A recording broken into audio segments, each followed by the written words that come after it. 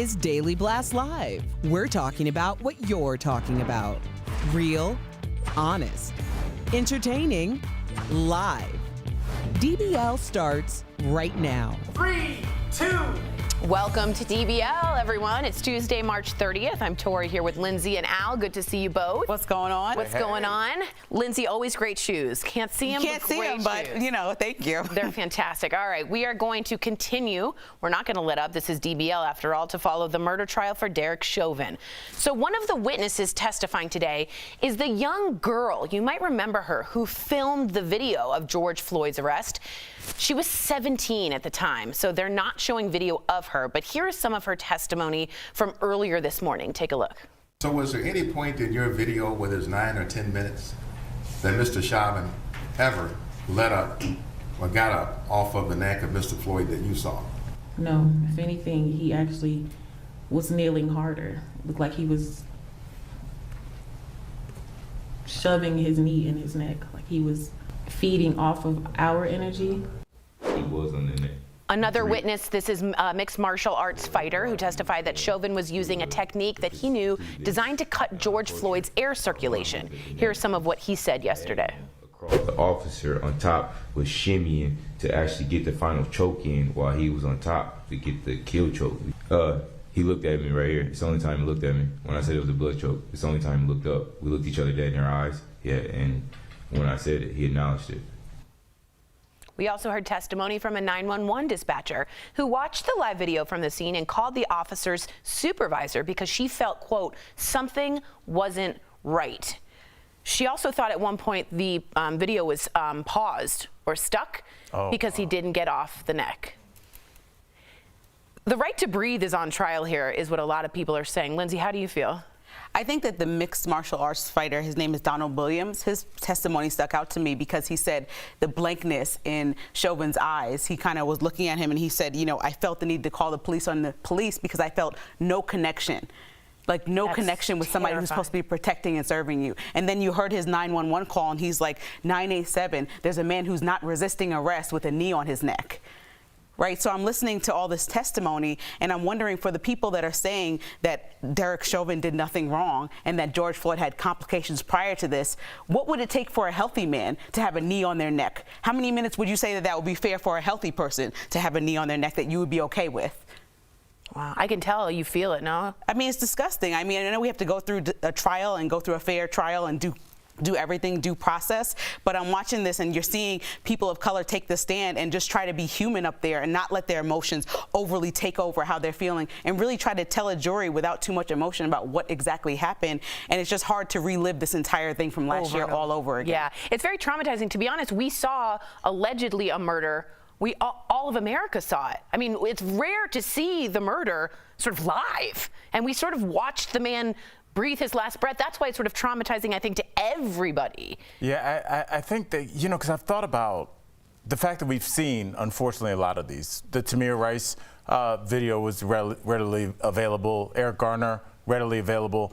But this was that weird time, and I'm not trying to make this analogous to the Tiger King, but I think that that was a documentary that would have just come and gone like anything. But there was this 2-week period where everybody in the world basically was at home, not just America. Yeah. And I think that the Tiger King got so much traction because everybody's like, what is this weird thing where if you're working 2 jobs, you would have never seen that. Right. And with this, broad daylight, you could see the expression on his face. Usually video is like somebody's running, body cam shaking, and this was so clear. There was obviously he wasn't reaching for anything, all the old tropes, he reached for my gun. There was none of that. He was face down, and I think that's why it resonates so much with everybody. And I do want to say, you spoke about the MMA witness. I thought about the 17-year-old girl that me too. filmed the murder. Yeah. Then took so much backlash from people that were just so angry that they were like, then people went after her saying, why didn't you do anything? Right. Traumatized her again, and now she has to be re-traumatized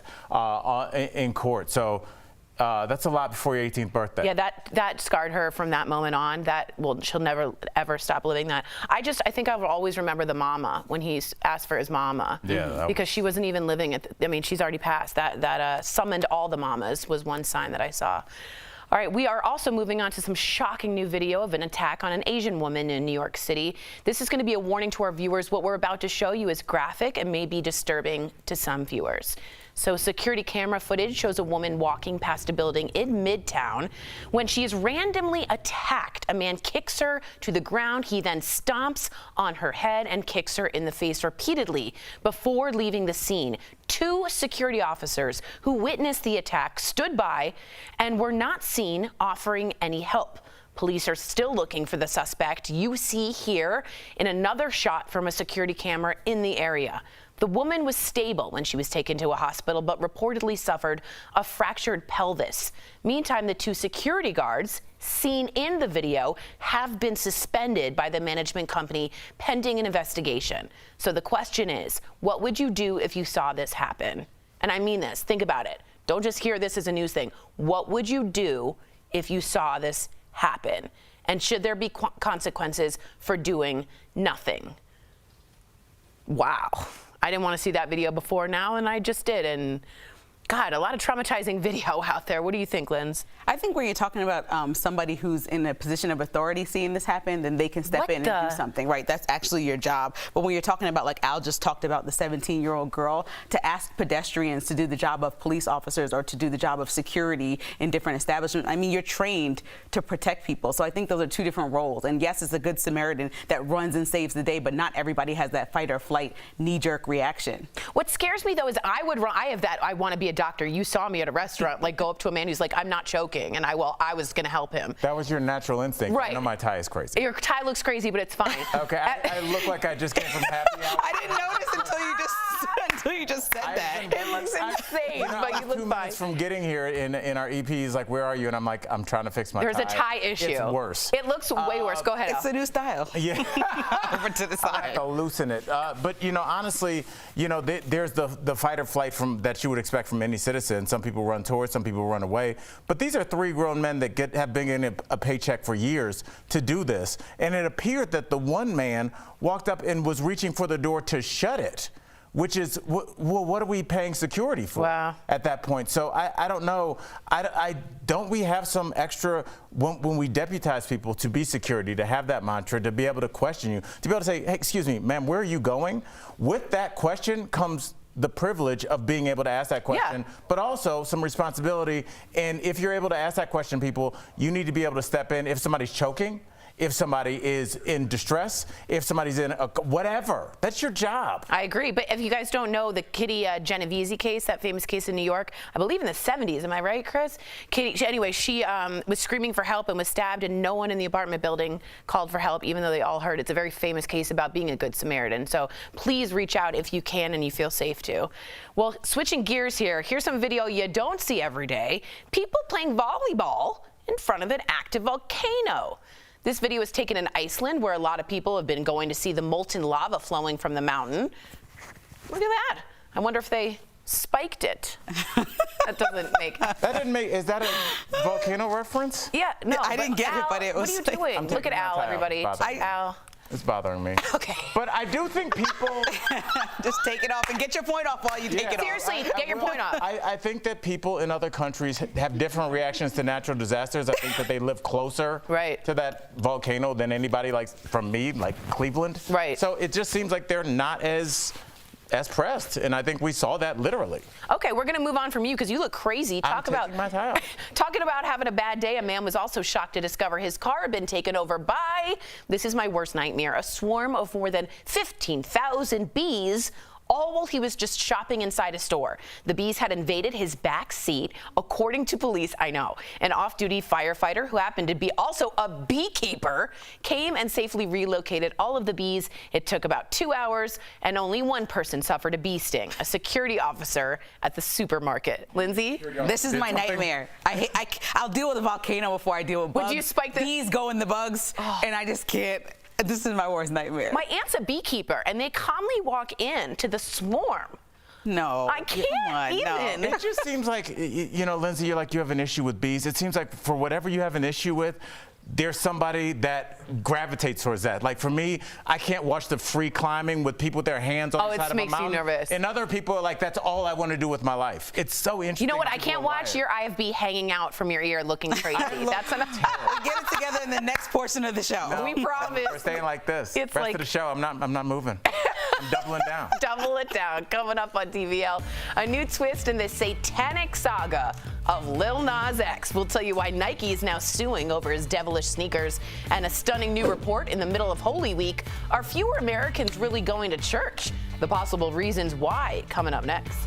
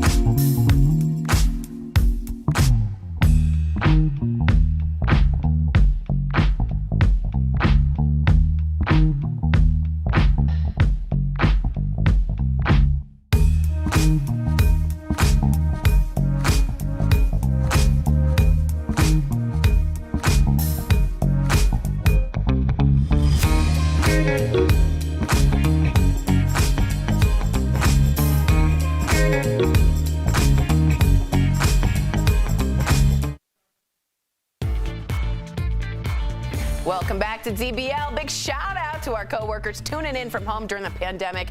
Can't wait to give you a squeeze. Look at Mark Kaplan with a little headband on. No, look at me. I got my tie situation together. Woo! Yay! Feels like a Friday on a Tuesday. I call this 4 drinks in at the open bar wedding. Whenever the tie comes off, it's like, all right, I'm gonna go. That's when my heels come off. That's me. The heels come up. All right. For the very first time ever, a majority of Americans, tell me if you agree with this, say that they do not belong to any sort of organized religion. As long as Gallup has been polling Americans, a majority of respondents say they're members of houses of worship. So this includes churches, synagogues, mosques, and temples. That's until this past year. In 2020, only 47% of Americans say they belong to a house of worship. That is down from 50% in 2018, and as recently as 1999, 70% of Americans said they belong to some sort of organized religion. Now, Gallup said the fall in membership was due to an increasing number of Americans who say they have no religious preference. But DBL Nation, we really want to know what you think about this. Are you a member of a church, a synagogue, a mosque? Do you still attend? Are you observant? Go to dblvote.com to let us know.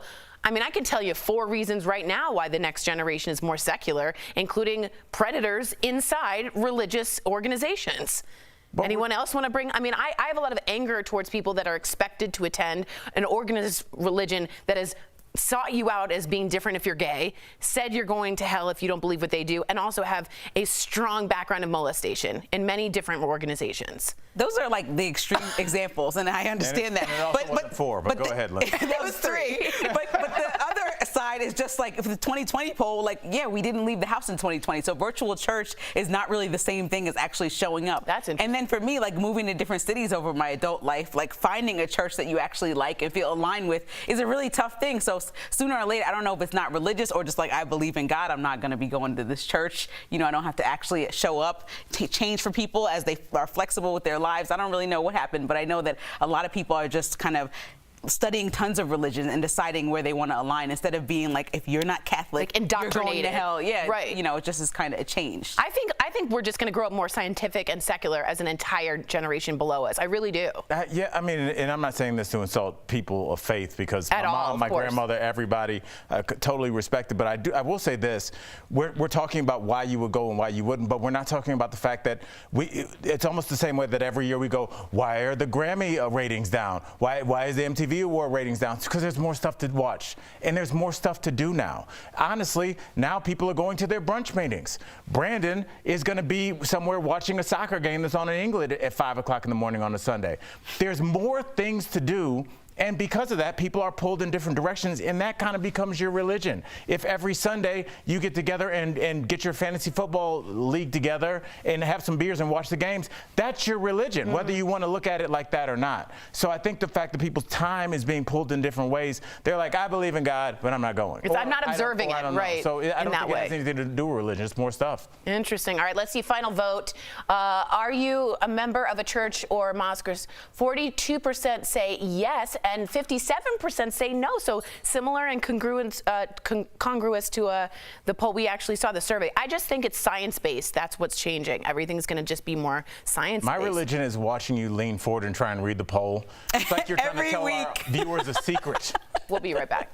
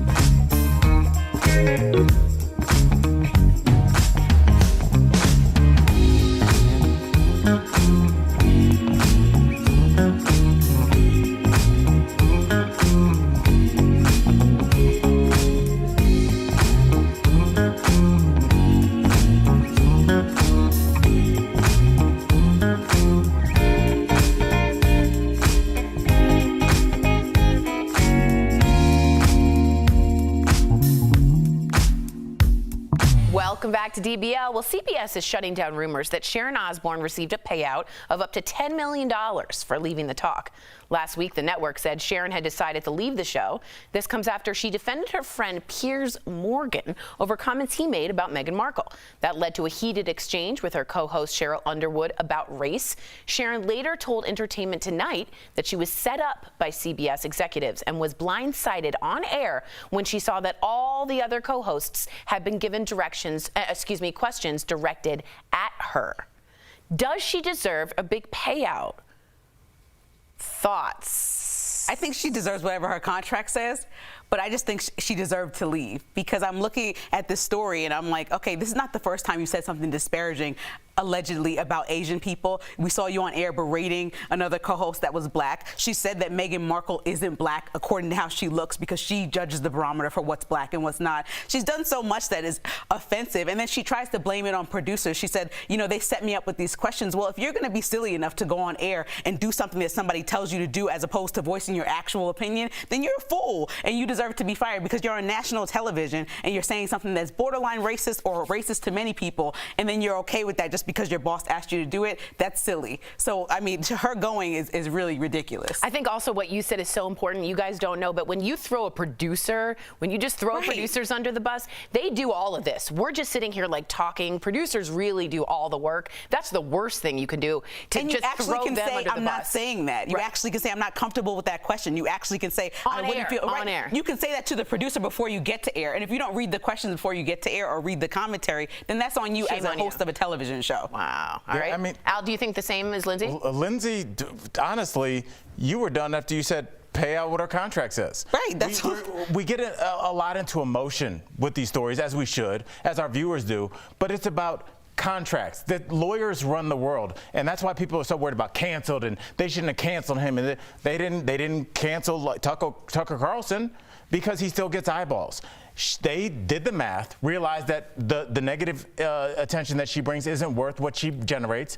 They'll pay her contract out. This is math. This is lawyers. This is contracts. And honestly, if I was her, I'd go down with the ship. I'd be like, I meant what I said. Now that I was set up and it was a hoax, I'd be like, no, that's what I meant. And you can't base contracts off of emotion. If the contract says you have to pay that woman $10 million, pay her. But you think if she Kelly gets 69? She got 69 yeah, million. let's not even talk about that. You know, if you do make a contract, maybe say if you violate the moral clause, you don't get the payout. Like, just maybe add that so that that's interesting. You know what I mean? It's hard to legislate morals, though, or put it into a contract. Well, you can put a morals clause for sure in a contract, and I think that definitely is what some people violate when they do that. All right, let us know what you guys think, Facebook and YouTube. We have no time for Lil Nas X, but we will be on our website. So you want to see that story, check it out online. We'll be right back. Promotional consideration is brought to you by Help when you fall and can't get help.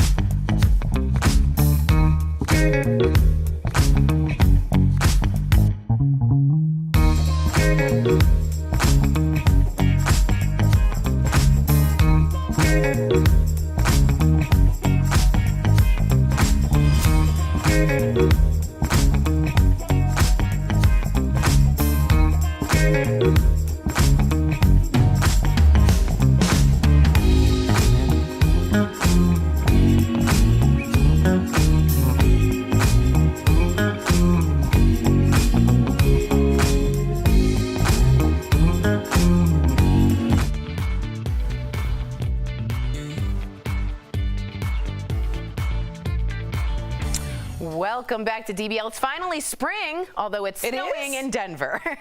And it's finally time to think about your home. Did you know a well-maintained yard actually helps protect against common homeowners insurance claims? Well, we're chatting about it in today's Bang for Your Buck presented by The Hartford. So first up, clean out your gutters. That prevents blockage that could send water into your home. Second, regularly mow that lawn. It can lower wildfire risk, especially if you live in a dry climate. Finally, plants within 5 feet of your home should be fleshy and moist, which are less likely to catch fire. When it comes to quality and affordable home insurance, the Buck's got your back. The Hartford will be happy to provide you solutions, so call the Hartford at 1-800-684-6085 or visit thehartford.com to learn more. I didn't know that about the fleshy and moist plants. That was, I can't believe I said that out loud.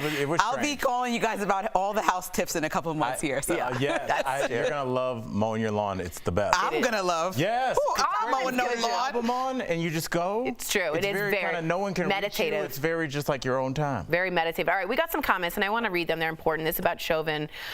This is Miller from Facebook. It was very difficult to watch George Floyd die again yesterday. This was the clearest video and audio that I've seen. It made me angry and physically ill. This was murder, period. Tony said, I watched it once and it was so disturbing. I had to go to trauma therapy and I'm still in that a year later. So yeah, traumatizing. This could be triggering to many people. So don't feel embarrassed at all if that did happen to you. A lot of people writing in that the security guards, including Joanne, should be fired, not just suspended, for not helping out during that Asian attack. What are you securing? Code for fired, suspended, because they do that. No, that is not. They still get pay at some point. I want them gone.